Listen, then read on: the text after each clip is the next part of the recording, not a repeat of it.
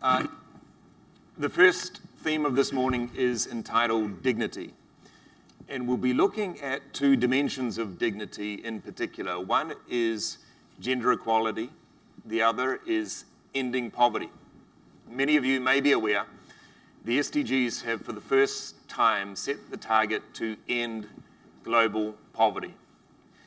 Extreme poverty is defined by the World Bank recently as living on less than $1.90 per day. There's still about 700 or 800 million people in the world that live at that level. So we have an erudite panel that will talk to this. But just a quick anecdote, I recall I'm based in Melbourne, Australia. A few years ago, we had Muhammad Yunus, the Nobel Peace Laureate, come to Australia, and we hosted him for 3 or 4 days. And as we were flying around the country, Yunus said to me, "Now tell me, what's some of the social problems in Australia?" And I said, well, one of the big issues is Indigenous poverty. The fact that Aboriginal populations live on average 20 years less than non-Aboriginal populations. And he said to me, so what's the response? What are people doing about that problem? And I said, well, the government's throwing billions of dollars at it. There's big programs to tackle closing the gap. And Yunus straightens up and he says, well, those people should sue the government of Australia. And I looked at him puzzled and I thought, what do you mean the government's going to support them with billions of dollars?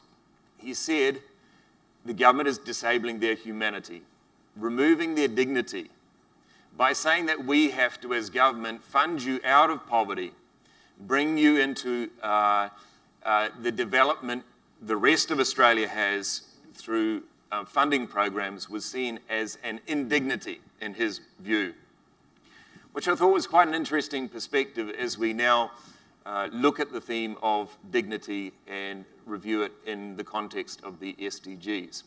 What I'm going to do is go interweave among the panel and have each of them introduce themselves, their organisation, and a first short 3-minute summary on what is dignity in their view, and from the perspective of their organisation, what does that mean in terms of achieving gender equality and ending poverty? So let me throw over to Pia first.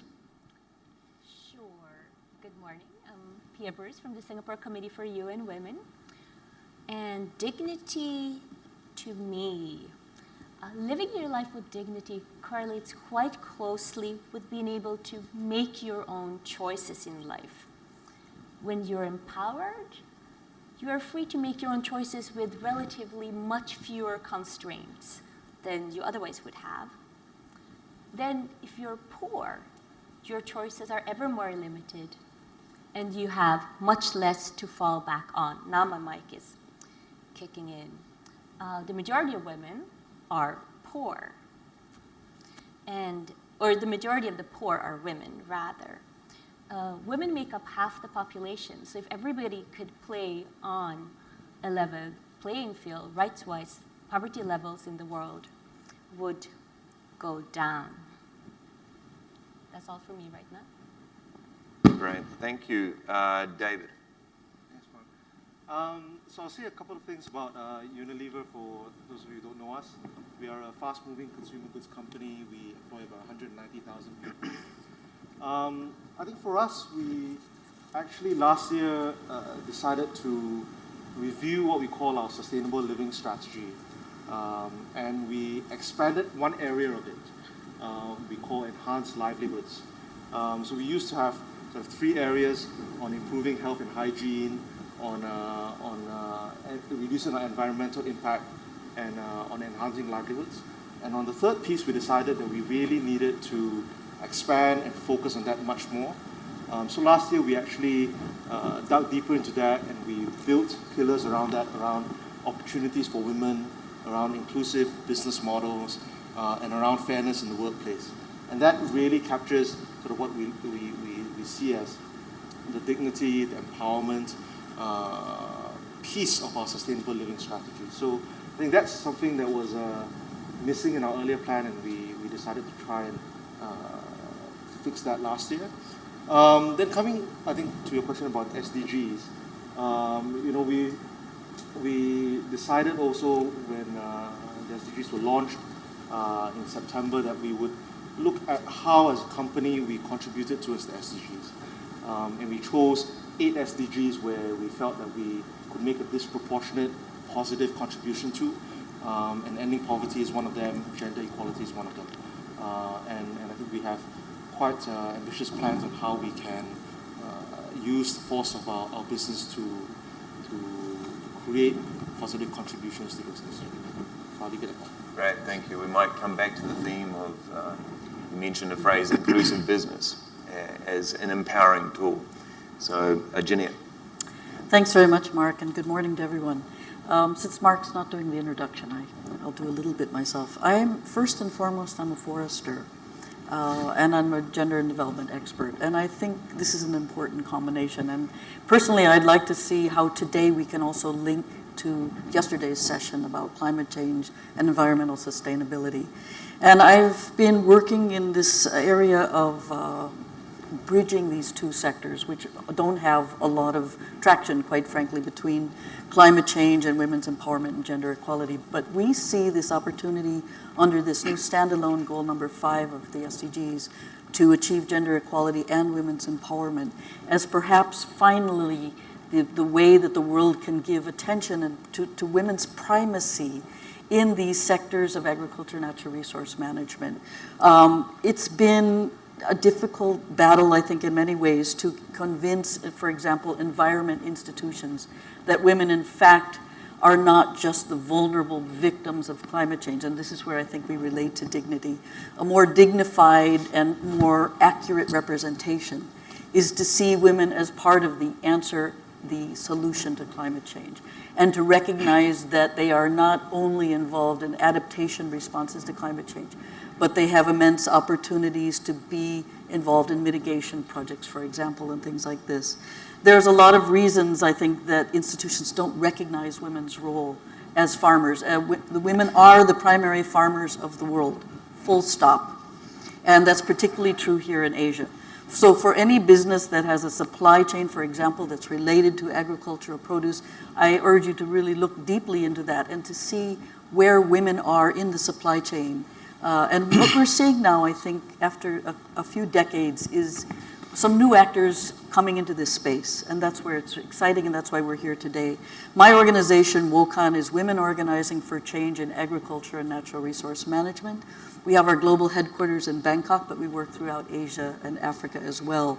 We build projects with partners. We advocate also in certain forum around the world to advocate for this position. The new actors we're seeing is what gives us a bit of hope, just businesses and those of you in the room who now are increasingly asking for some action around women's empowerment. And I think that opens up some new dialogues and possibilities. For those of us in development, we have seen women's empowerment as part and parcel of sustainability right from the beginning. But what I hear often in businesses is a relegation of women's empowerment to a human rights, social justice aspect, instead of seeing women as core to the production of goods and as consumers as well of the goods that some of you produce and sell. So I think it's also, we're seeing actors such as impact investors who have now really noted the gap, that women's lack of access to capital. So there's a whole new focus on gender lens impact investing, for example. I think what we like to think about here is supply chains, again, that rely on women as producers at the bottom of the pyramid, often face working conditions of unequal pay or poor conditions, or even perhaps sexual violence at times. But the other aspect I want to draw your attention to is that these women have double and triple roles. So when they leave your factory or your workplace, they go home and they still have roles as caretakers, as farmers, as environmental managers, etc. And they're very much struggling to find the time and the resources to address all of those things. And I think any woman in the room can probably relate to that, as that's triple whammy as well. So now there is a way we've created to guide activities and to measure the benefits that companies, governments, donor agencies, and NGOs can undertake activities that increase the benefits to women, enhance women's empowerment, and measure the results. And this is key, because for those of us who've been working in development for so many years, we're never asked to measure the results, quite frankly. I don't want to say never, but rarely. We measure inputs and we measure outputs.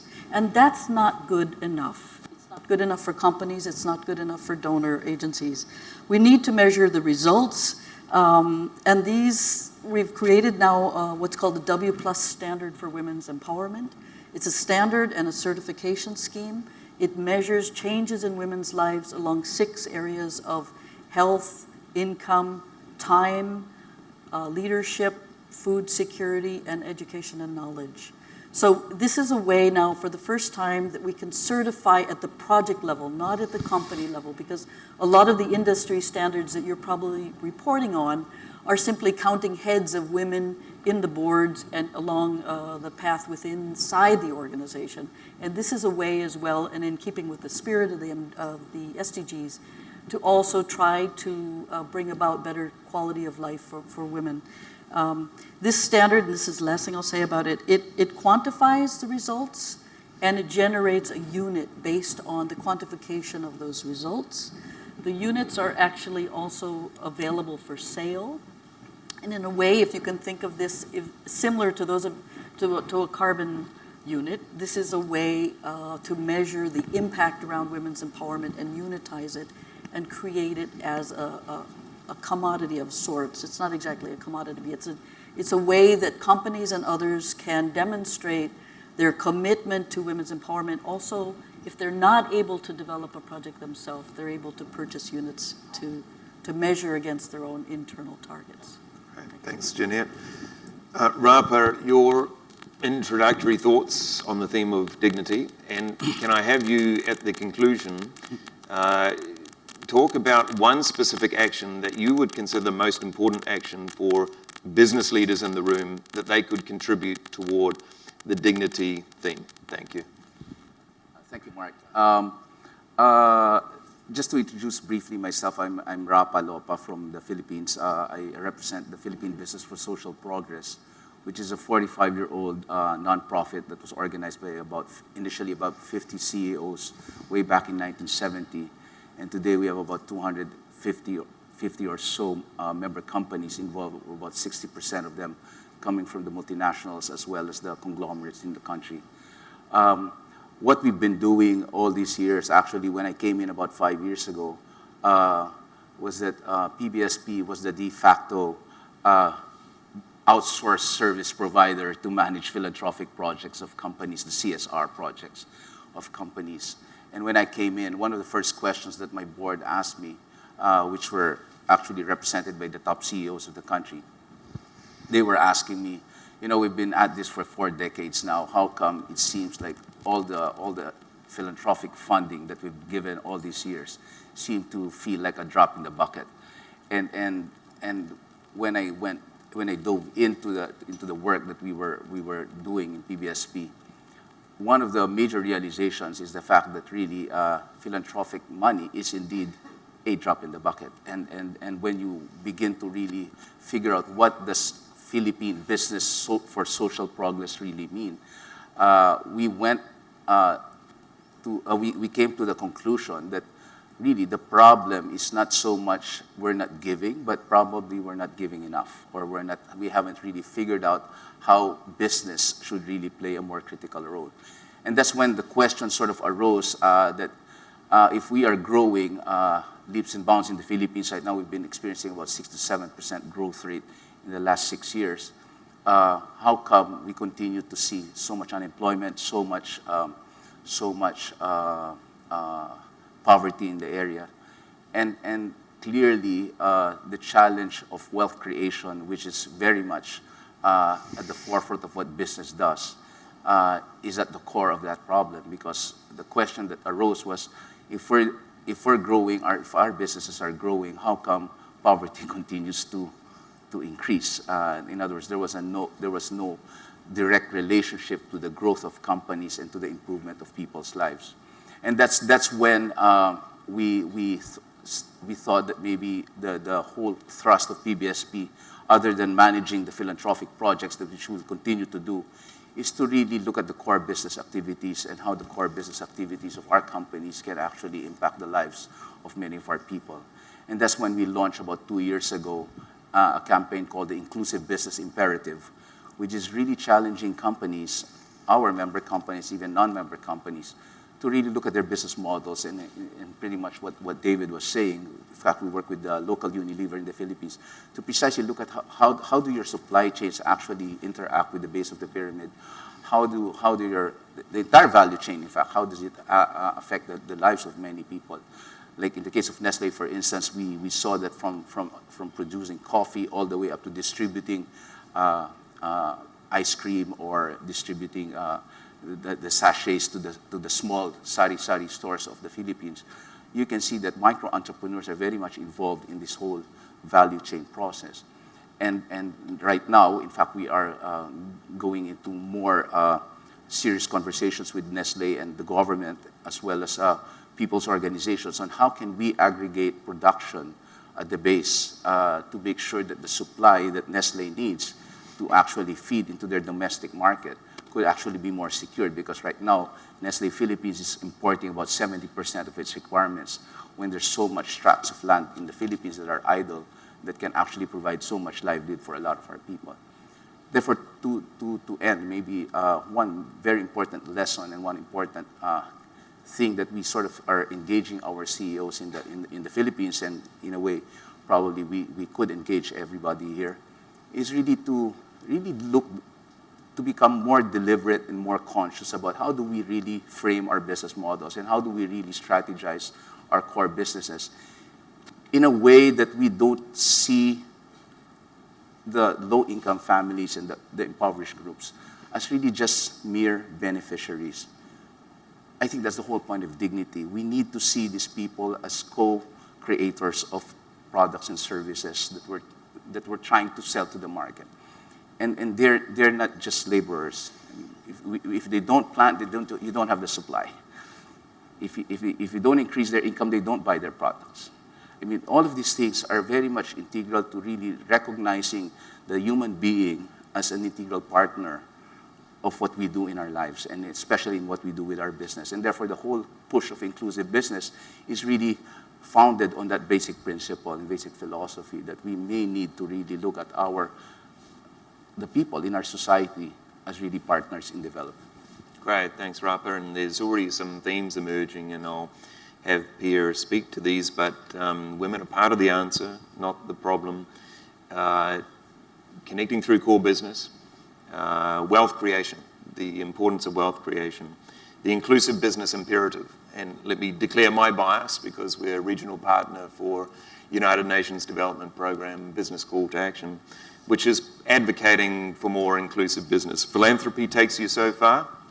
Does it empower? In the same way that Muhammad Yunus said to me, Government of Australia doesn't empower Indigenous people by putting billions of dollars into communities. So, Pierre, the question again that Rafa answered at the end is, what do you think is the single most important action a business can take in its core business that can contribute to ending poverty and empowering women? From your perspective at UN Women, what does that look like? All right. From my perspective, probably sustainable job creation, in the sense of paying a living wage, drawing on, benefiting, understanding the local community, equal opportunity in hiring, retention, and promotions, and treating men, women, and countries with equality, and of course paying adequate taxes in the country where you work and operate. Great, thank you. David? Yeah, I think, Mark, it actually would be good if businesses could take a step back first and look at the SDGs as a whole, because I think businesses could play a role in ending poverty or gender equality, but equally among the other 17 SDGs are very worthy and important areas. So if you were a business, if you took a step back and looked at all the 17 SDGs, and you tried to identify 1 or 2 or 3 areas where, as a business, this is part of your core business, this is how you can use your business to create some kind of disproportionate positive contribution in that area. I think that's the first thing you need to start with. And it might very well be ending poverty, which is something that is, important for Unilever, but for your business, it could be something else around life on land, or it could be something else around peace and justice, and so on. So I think looking at the SDGs as a whole and identifying for yourself as a business which are the ones where, as part of your core business, you could make a positive contribution to. That's the first important step. Great. And Jeannette, you made the statement that gender equality, empowering women is not a problem, but an opportunity. How does that opportunity look in terms of what the role of business is? First thing I think to do is do something. That's always where you begin, right? And you don't get too nervous about and anxious about doing it all right. Jump in there, do a deep dive, understand, use your CSR funds, for example, understand where are the opportunities and where are the needs, and how can you match the needs of women with your own business goals. And I think there's a lot of ways to do this. I failed to mention the idea of branding, women branding, for example. I think this is a huge untapped. We know that consumers, and you know better than I do, that women make something between 60 and 95% of all consumer-related decisions. So have we ever tested the idea that there could be a brand that specifically targets women, and that consumer knows that by purchasing something with the Fair Trade for Women kind of certification system, that some of those benefits by purchasing a product are going to women? I don't know, but I would say it's important to set targets internally if you can do this.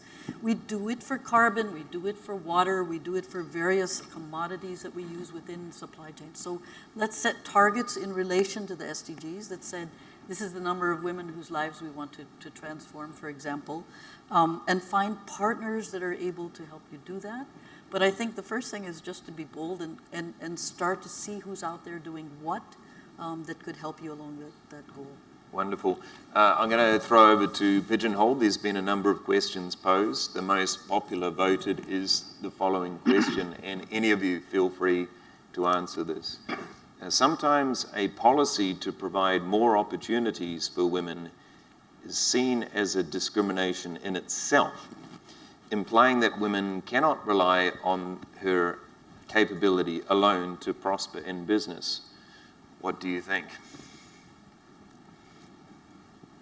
Anyone?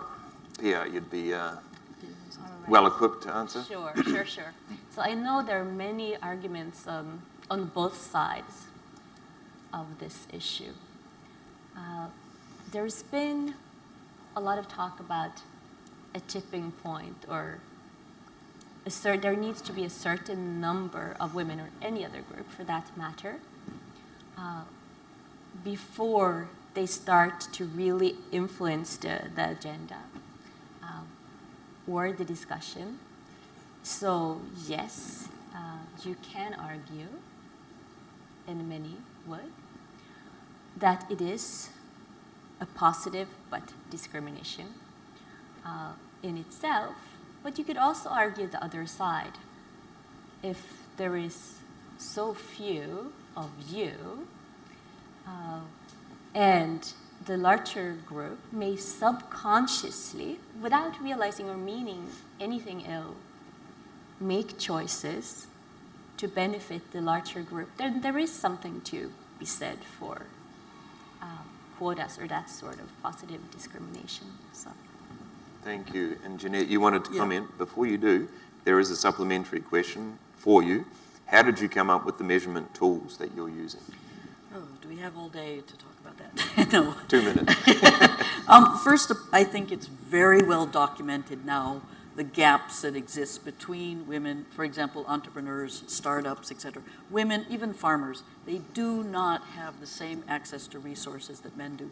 This is financial capital, this is training and skill building skills. Again, remembering with just knowing the gender roles, at the end of the day, they have to come home and take care of families as well. It reduces their mobility and a number of other things. I think there's no question that we do not have a level playing field And those statistics are more and more evident now. So I think it is, maybe you call it positive discrimination, but I think from a business sense, it just makes good sense. You need your full workforce. If women are the producers at the bottom of your pyramid, you want their performance to be the optimum. You want their productivity to be as high as possible. So I think it's, we don't even need to go into a justice, human rights. It's just, this is the reality of it. We developed the standard with women, poor women farmers in Kenya and Nepal, talking to them about what is women's empowerment, what are the categories that you use. And then I personally was the innovator of the standard. I studied the carbon market and the carbon standards that are out there, and just thought that the architecture of those standards was very rigorous, and that produced the kind of a confidence within the market, for example, of being able to stand behind the claim. And that's because the standard is also verified independently. And I think these days this is particularly important for all of you to think about your reputational risk. We also use the word pinkwashing, if you may, that says, you know, companies that want to do good things for women need to make sure that they can stand behind those claims. And somebody doesn't just say, oh, you're just checking the gender box, which is what we've seen for many years with gender-related projects. Not necessarily companies, but even governments that and donors who basically do the minimal thing just to check a box, and again, don't look at the impacts of what they're doing. David, were you preparing a comment? No, I think I agree with everything that's been said. I think we are starting from a position of already quite gross inequality. And so any sort of policy or help that you can provide to correct that, I think is not an indignity. I think it's something that we ought to do. And I think as a business, as Jeannette was saying, for us, women are the purchasers of our products. They are the people who ultimately decide what to buy, and they are also the users of our products at home. So for us, of course, they're very important for our business. But equally, I think when we look at access to talent, when we look at the farmers in our supply chain, when we look at the extended value chain, our micro entrepreneurs, the people who own the sari-sari stores in Philippines, the majority of them are women. So we have all across our value chain women who are an important part of it. And I think being able to address issues related to women within that context is critical to our business. Sure, great. I'm going to ask one favorite question from me. Given I'm chair, I can just have veto powers to do that. The question is to each of you, give us an inspiring story of someone that has been empowered, that is a story of having been given dignity. So let's keep the theme of gender equality. In your experience, in the work that you do, reflect on a story in 2 minutes that says this person is being dignified and empowered, so that we can all be inspired to understand practically what this looks like, because it's a nice theory and we all say the importance of it.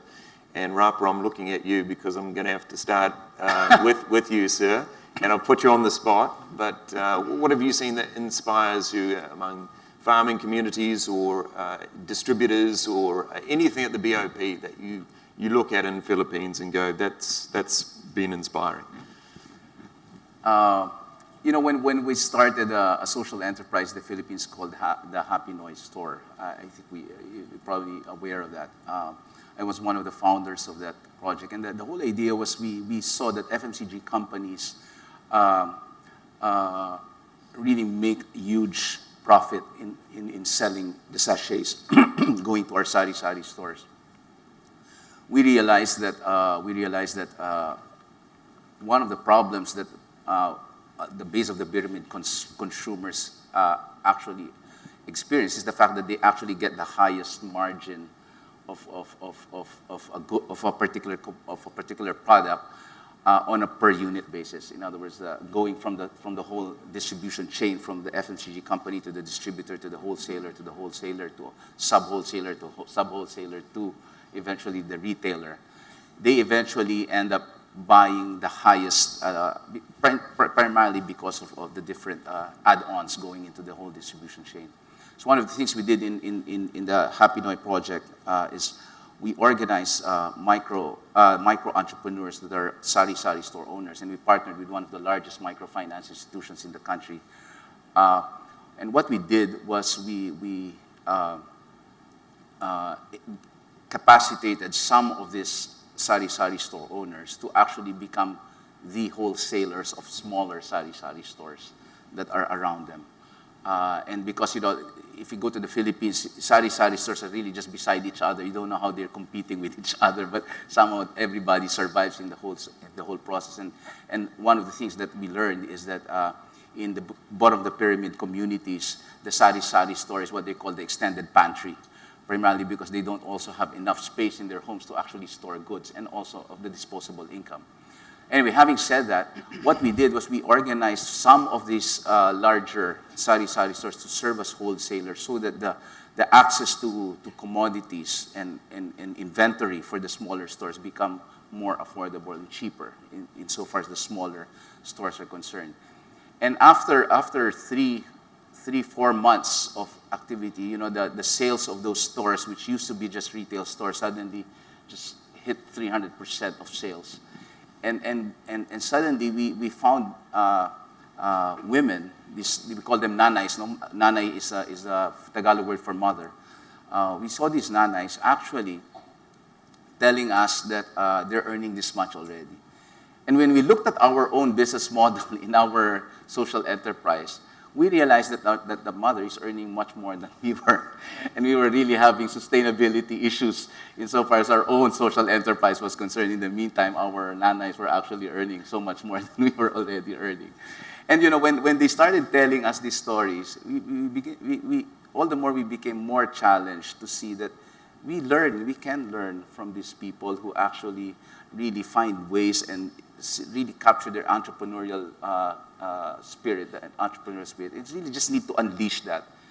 And therefore, having done that, it also compels us now to figure out, okay, what is now in our model that we need to now tweak so that we can continue doing that, subsidizing that, and in a way allow for our processes to actually sustain itself. And that's when we started to look at other businesses other than FMCG companies. And right now, one of the things that the company is doing, and again, the nanays are the ones also telling us what these models are. We're doing mobile money transfer systems because the nanays or the mothers are telling us, a lot of our kids are actually studying in Manila or my husband is working in Manila. And sometimes when we need to give money to each other, we need to go to the pawn shop in the city again. And now, because of these inputs that they're giving us and how they're also trying to solve their problems, suddenly they're telling us, can you come up with a solution that actually provides that access? And now we've partnered with one of the largest telecommunication companies, Smart PLDT, and we're actually putting in place a money transfer system that allows remittances using a sari-sari store as a fulfillment center, and now sending money to kids in Manila for their schooling, and kids also, in a way, calling mom through the text, I need more money. And when you solve problems like that in partnership with these women, Right. then it really tells you that there are businesses to be done So together. treat them as genuine partners. It's a dynamic marketplace Yes. to deal with poor people. Poor people, yeah, because they have their solutions, Mark. They have their ideas, and all we need to do is, okay, how does that idea translate to a solution? And you're unleashing a significant amount of potential, human potential in the process and doing Exactly. that. That's fascinating. Thank you. Pia. I'm so happy you mentioned Happy Noi, which happens to be one of the winners of our Project Inspire thank you. social entrepreneurship competition Thank a you. couple of years back, actually, which we run every year. But for me, in terms of the Singapore Committee for UN Women's work, one of the largest successes probably would be our Day Off campaign for foreign domestic workers here in Singapore, which we started running in 2009 to encourage employers to voluntarily give their helper a rest day off. And there are over 200,000 domestic workers in Singapore currently. we were overjoyed when in 2013, the regulation was implemented in Singapore. Now, how does that tie in with poverty alleviation? Well, it gives the women who are in Singapore on 2-year contracts a chance to better themselves, to study. Was part of starting up micro-business school, IDA, for foreign domestic workers as well, many years back. Gives them a chance to study, to join savings clubs, to figure out what they will do once they return back home 2 years later, set up small businesses, seed fund small businesses, to get out of the cycle of migration, where many return back to their home country, find that the money runs out quite fast, and look for new opportunities. We also do other work in Singapore with migrant workers against trafficking, etc. But for me, the 200,000, so it's not one, but 200,000 foreign domestic workers is something I'm very happy about. Thank you. 1 to 2 minutes on this, and then we'll close it out. Thanks, Mark. I think for me, if I look into my own personal experience, one of the most impactful things that I've seen was on a visit to India last year to look at our Shakti program. And for those of you who don't know, we run a program called Shakti in India, which we started about 10 years ago, which is around helping women become micro-entrepreneurs and distributors of our products in very, very rural areas and parts of India. And the program actually started because we found that there were rural villages in India which were media dark, so they didn't receive any advertising. We couldn't reach them with our distribution channels because it was too expensive to serve them. But the demand was there. And in fact, we started with a pilot working with 100 women, with an NGO, with a microfinance institution to provide them seed capital to become our distributors. We trained them on health and hygiene practices, so they were not only selling our products in the communities, but also helping with health and hygiene in the communities. And we started that about 10 years ago with 100 women, and today we have 60,000 women in India. And we're running that in many other countries. And last year was actually the first chance I had personally to visit a program, and visiting Shakti Amma, and for her to bring us around the village that she worked with, and looking at how the people in the village really saw her as a person who brought health and hygiene to the village, and the pride in her when she showed us her house and how she had our products there, and people were coming to her house, and then she introduced us to her children who had their schooling and education paid for through working on this program, introducing us to her husband who then became a driver who distributed the products to other villages, and really seeing the social impact that created was very touching for me personally. Because you hear a lot about the program and you see numbers like 60,000 women, but you don't really see it until you're there and you see how the impact is making on people's lives. Great, thank you. And Jeannette, before you tell your story, I just want to summarize some of the themes that are coming through and encourage everyone, get into the communities that you are connected with in your supply chain, if you are, and visit some of these people, because talking to them really engages in a lot of dynamic feedback as to what you can do. But in very short summary, and I know we've only got 5 minutes left, but I will leave time for Jeannette to tell us her final inspiration for all of us. Yeah. Well, go ahead. But just in 2 minutes, use your CSR funds as a starting point and move very quickly to looking at your core business supply chain. Try to create wealth in the targeted communities that need to benefit. Utilize inclusive business. And think about, if you Google that, you'll find a number of websites that describe what that is and a number of case studies. Sustained job creation is the key. Understand local communities in which you're engaged. Make sure you measure results. Rely on women. Partner with them. See them as a legitimate part of your business to create wealth. And Jeannette, the final word goes to you. Final word. Well, I like what David said, and I would like to also underline the fact that it's not always economic empowerment. And I think one of the things, and the person I'm going to talk to is Nanu Gotani. I'm going to name her. She has a name. She's a farmer in Nepal.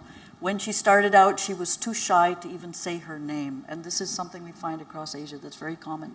And here's where I'm going to link it to climate change solutions. She was involved in a biogas generation project biogas, for those of you who don't know it, is an alternative form of energy that 100% relieves women of the drudgery of collecting fuel wood from the forest on the back, head loading like this. She used that extra time that was made available through that biogas. It saved her 2.2 hours a day because we measured results. She used that time to take leadership courses that we were offering and to also learn to become an entrepreneur and to make good use of this free time. She's an awesome leader. She's led a women's group now within her community. And as one of the aspects of leadership, she's able to draw down resources that the government has available, for example, but that too often poor women are not able to access at all whatsoever. So she's been incredible, and we now invite her to speak on behalf of the needs of women farmers at international events. And it's not this young woman who can't have a voice. She's so cool and calm and collected. There's something inside her now that has this incredible confidence she can do anything. And at the time of the earthquake in Nepal, in the villages where Nanu was, they recovered very quickly, as opposed to the next door villages that were still struggling, wondering how to get organized and what to do. Wonderful note to finish the session on. I know there's a number of additional questions. We're going to try and ask the panel to respond to them during the course of the day or through other means, because we have run out of time. So it remains for me to thank my panelists here for their contribution and for you as the audience to listen to us today.